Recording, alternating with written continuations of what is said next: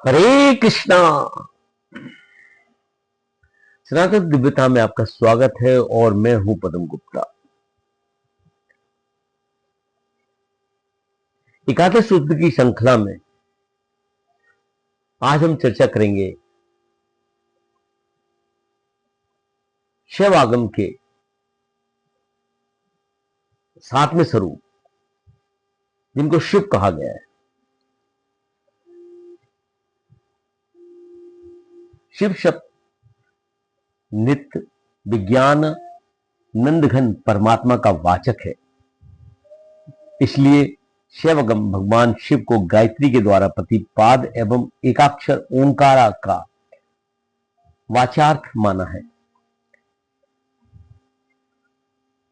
शिव शब्द की उत्पत्ति वशकांतो धातु से हुई है, जिसका तात्पर्य यह है कि जिसको सब चाहते हैं उसका नाम शिव है।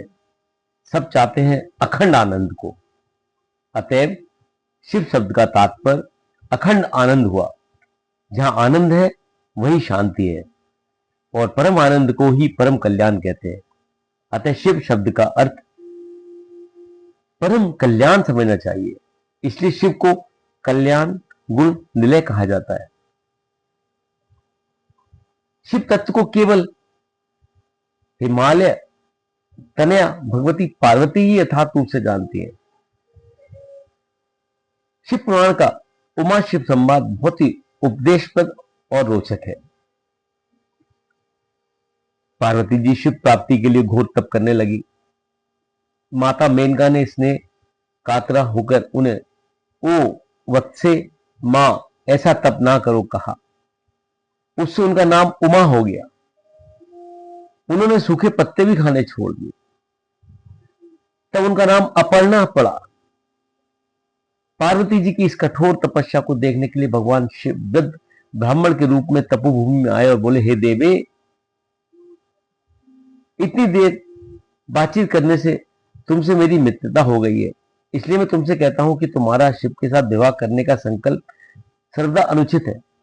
जरा सोचो तो सही, कहां तुम्हारा त्रिभुवन कमनीय सौंदर्य और कहां जटाधारी चिता भस्म का लेपन करने वाला भूतपति शिव। ना शिव के माँ बाप का पता है, ना जाति का। दारिद्रता इतनी है कि पहनने के लिए कपड़ा तक नहीं है। दिगंबर कहते हैं, बैल की सवारी करते हैं और बाघ का चमड़ा ओढ़ लेते हैं। ना उनमें विद्या है, ना शौचाचार ही है। सदा अकेले रहने वाले उत्कट विरागी मुंडमालधारी शिव के साथ रहकर तुम कौन सा सुख पाओगे। पार्वती और अधिक शिव निंदा ना सुन सकी। वे कुछ रोकर बोली, बस रहने दो, मैं और अधिक नहीं सुनना चाहती।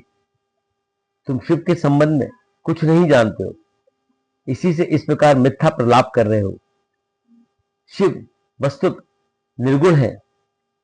सृष्टि कल्याण के लिए ही करुणावश ही वे सगुण होते हैं। सगुण निगुण उभयात्मक शिव की जाति कहां से होगी। जो सबके आदि हैं, उनके माता पिता कौन होंगे और उनकी उम्र का क्या परिमाण होगा। सृष्टि उनसे उत्पन्न होती है, अतः उनकी शक्ति का पता कौन लगा सकता है। सारी विद्याएं जिनसे उत्पन्न हुई है, वेद जिनके निश्वास हैं, उन्हें तुम विद्याहीन कहते हो। सभी देवताओं को देवत्व तो भोलेनाथ शिव की कृपा का ही फल है। भगवान शिव का मंगलमय नाम जिनके मुख से निरंतर उच्चारित होता है, ऐसे लोगों के दर्शन मात्र से भी समस्त अमंगलों का नाश हो जाता है। फिर शिव के दर्शन की तो बात ही क्या है। भगवान शिव के श्री अंगों से झड़ने वाली चिता भस्म को धारण करने के लिए सभी देवता ललायत रहते हैं। शिव निंदा सुनने वालों को महापाप का भागी होना पड़ता है। अब मैं यहां एक क्षण भी ठहरना नहीं चाहती हूं। पार्वती की शिव तत्व पर दृढ़ निष्ठा देखकर भगवान शिव छद्म भेष को छोड़कर उनके सामने प्रकट हो गए। इस प्रकार पार्वती की इच्छा पूर्ण हुई। आदि भौतिक 7वें रुद्र के रूप में भगवान शिव की चंद्र मूर्ति कठियावाड़ में सोमनाथ के नाम से प्रसिद्ध है। हर हर महादेव।